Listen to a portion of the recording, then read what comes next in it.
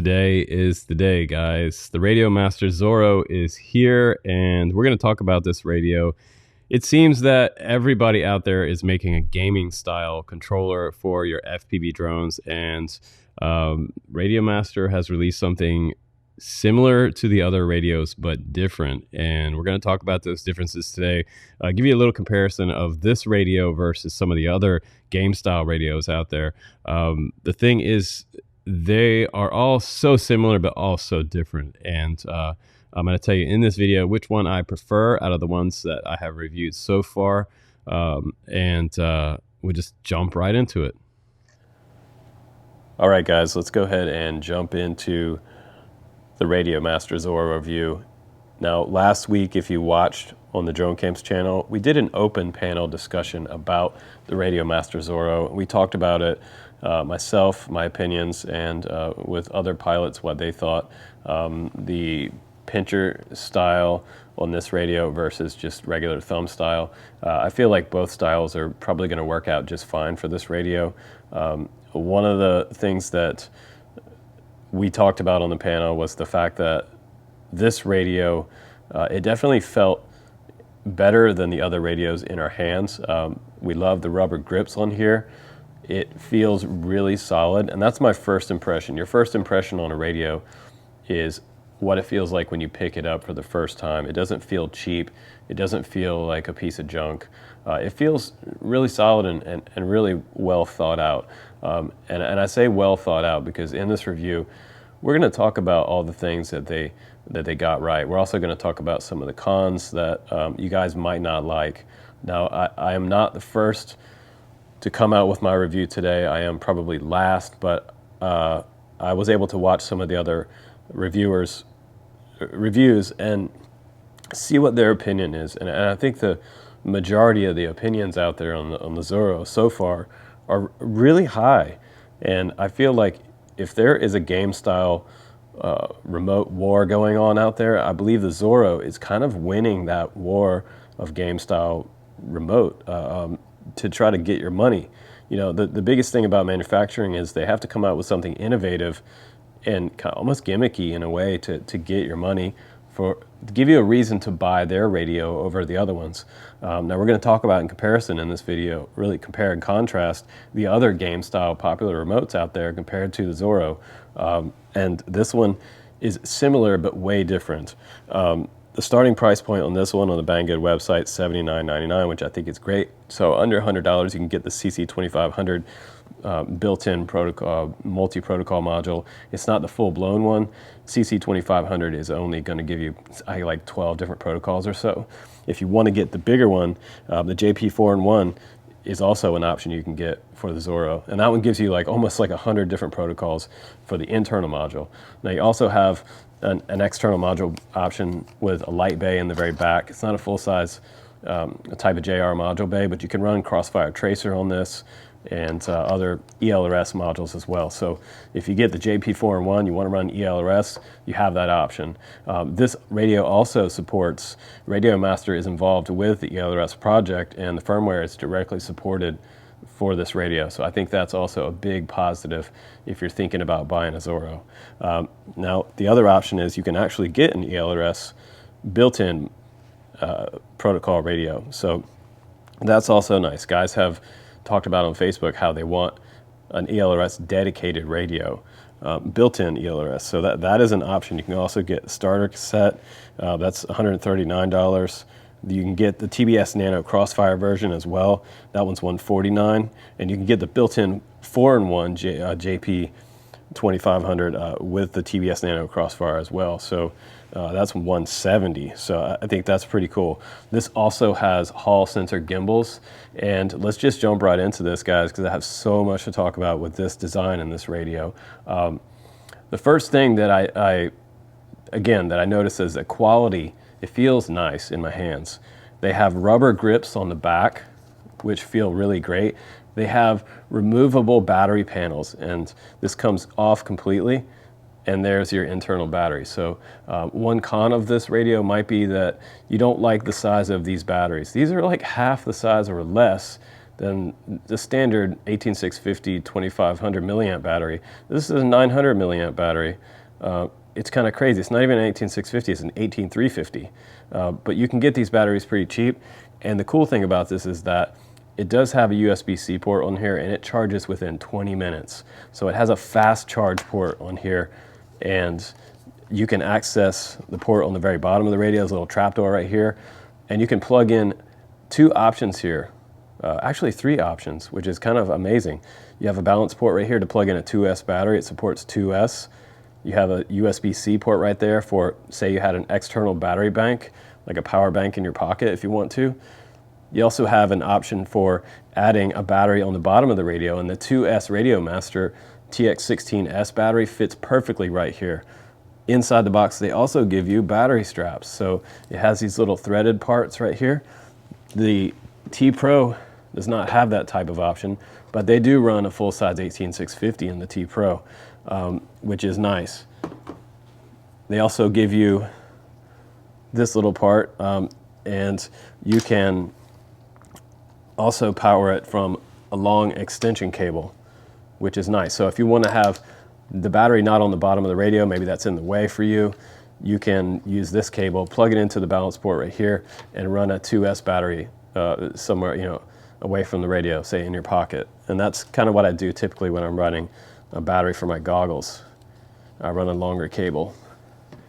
The biggest next thing that they got right was the fact that this screen is like so much larger than the competitor screens.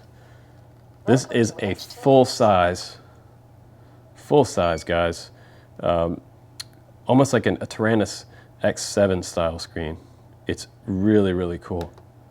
So super bright, and it was actually so bright that I had to like turn down the radio brightness, which, you know, is kind of crazy. And it's still a little bit bright on the screen for this camera. And again, check out the comparison here. Radiomaster Zorro screen and the T Pro screen. Now, this is exactly the same size screen as what was on the t-lite, and I really wish that they had made this screen bigger on this version. I feel like for a Pro version, maybe even a flip-up screen would have been a good idea or something. Eliminate these buttons up top. People had problems with those. There's a ton of fixed videos out there for that you have to get those working correctly. And, you know, that's a thing. The next thing is that, guys, you have on the Radiomaster Zorro, you see these little, they're little tiny ports there. That's a little Allen screw, and what that does, that Allen nut right there will actually adjust your tension on the sticks. That's really nice. You can see the front of the T Pro does not have that. I believe they have adjustment points underneath the back here. You have to take these back panels off to get to those. And then I believe that the Light Radio 3 doesn't have any. You have to take the radio apart, and most of the radios you have to take apart to be able to adjust spring tension. So I think that's like really well thought out by Radiomaster team. The next thing is that this is really cool. They have little attachment points on the very side of the radio. So this gives us the option to do 3D printed external mounts for accessories. So if you're a pincher, say for example, and one idea I had for Nick, who is on our Everything FPV podcast on Fridays, he's a pincher. So for him, he's going to put his middle fingers here, the ball of his hand about here, and then pinch like this. So there's a nice flat spot here for pinchers, and you can still get to your switches here with these middle fingers. But if you had little 3D attachment points, you could add like a little TPU mount on the side of here to give you a little extra support, a little extra radio width maybe, have something coming off the side. But guys are going to come up with all kinds of different accessories. And I believe there are 6 attachment points on this radio, which is really cool. Now also on the very top of the radio, this is where we have all of our switches, and you have an antenna that actually flips out. This is cool. This is snap down, and it snaps up, and boom, there's your antenna. It also turns, so you can turn it this way. That's really cool. So then it snaps back down. And on the very top of the radio, guys, there is a port right here. We can pull this off, and you can see it comes with an SD card, which I love. Headphone jack right here, USB-C port right there, and we have a little trapdoor right here as well for an external antenna. So if you're running some type of module here and you wanted to add a really nice long-range, high-power antenna, you can do that with that port. It's pretty cool. You can see the LED inside there lit up, and that closes just like that. You also have two momentary switches on the back right here. This is G and H, and check this out, two little momentary switches here as well, D and A. You have little dial wheels here. You have two position switches on the bottom here, and you have two 3-position switches here. That's really nice. Now, again, the switches on this one are the ones that I prefer.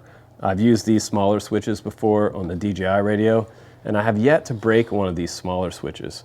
The original t-lite came with the full-size switches, like on the TX16S, and I just prefer these smaller, these style radios. They're less likely to get hit or, you know, accidentally disarm while you're flying. One of the big cons about the T Pro recently that I reviewed, I'm not a big fan of the push button thing, guys. That is something that has to be programmed inside OpenTX. You have to set it up to arm, disarm, and what I told you guys to do is just completely bypass using these buttons. Just use the 3-position switch for your arm switch, and then this one for your modes switch. Just, it makes everything so much easier. Some guys were saying you could add the arm button here and disarm here, but I'm not a fan of the buttons, and personally I think that's dangerous. So I would probably stay away from that. But I love that this charge rate is 20 minutes charge time on here to a full charge, which I think is super nice. The external module in the back is really simple. I would kind of like to see that maybe the screen was adjustable, but it's kind of cool that it's just built into the whole radio. So I think that they have kind of like, they're kind of winning on a lot of different levels for their design versus some of the other ones. It seems like they kind of doing their own thing here, whereas some of the other ones just seem to be kind of a few types of innovation, maybe a few regurgitations of previous radios of the past. They all kind of look like ghosts of the past, or this one looks like the DJI transmitter, for example. The Lite Radio 3 is just like stupid simple design. It almost reminds me of Nintendo or something. But the Zorro feels like a legit RC radio. I mean, whether I'm flying airplanes or FPV quads, I would absolutely recommend the Zorro. So far in the war of things, these guys are kind of winning the war.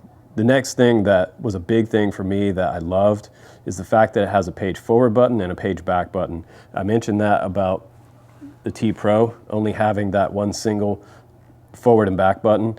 And you know, somebody kindly told me later a bunch of times in the comments that, hey, you can long press this and make it go backwards. I don't want to have to remember to do that. It does eliminate a button on here, and this one seems to be a little cleaner, but I like having a physical forward and back button. It's just more intuitive and easier to navigate the menus. So I love all of the innovation that's gone into this, and I think it was like extremely well thought out, and it seems like a nice, like solid product. So the next thing that they got right, I think as well, is the receivers. They have two versions of their ELRS receivers that you guys can get. It's the EP1 and the EP2. And this is the antenna that comes along with it, the longer one, and this is the shorter one. And they also have a tiny whoop style little receiver with a ceramic antenna coming off the top. It doesn't have the long extension antenna or the UFL connector. This one has the UFL connector. The EP2 here does not, but look how small this is. This is probably like 2 grams maybe. It's tiny. It has an RX TX spot, 5 volt and ground. There's 4 connection points just like on Crossfire. And I think these antenna, the top of these antenna looks smaller and more compact than some of the other ones out there that I've seen recently coming out for ELRS. So I think this might be maybe one of the smallest and lightest ELRS receivers made to date. It's super, super tiny. So I think that's really, really nicely designed. And you got the squirrel in here ripping nuts. TX16S squirrels ripping nuts. Really, really a nice looking receiver set. So options for tiny whoops or longer range 5-inch quads. You could play around with ELRS and experiment with range, because that's really what ELRS is all about. Open source, long range. It's really, really nice versus proprietary crossfire. So we're heading in a cheaper direction in the hobby right now, and it feels good to actually be able to get a radio for $79 that actually feels like a quality radio. So I'm on board with the Zorro, guys, and I'm loving it, and this is going to be my daily driver coming up. We'll check out the iFlight Commando coming up, by the way, and we'll compare the Commando to the rest of the game style remotes out there. So stay tuned, guys. Go ahead and grab one of these. They're probably going to sell out. You can check out the link down below. I'm Justin Davis. Take care. Hope you enjoy this honest review. I'll see you on the next one.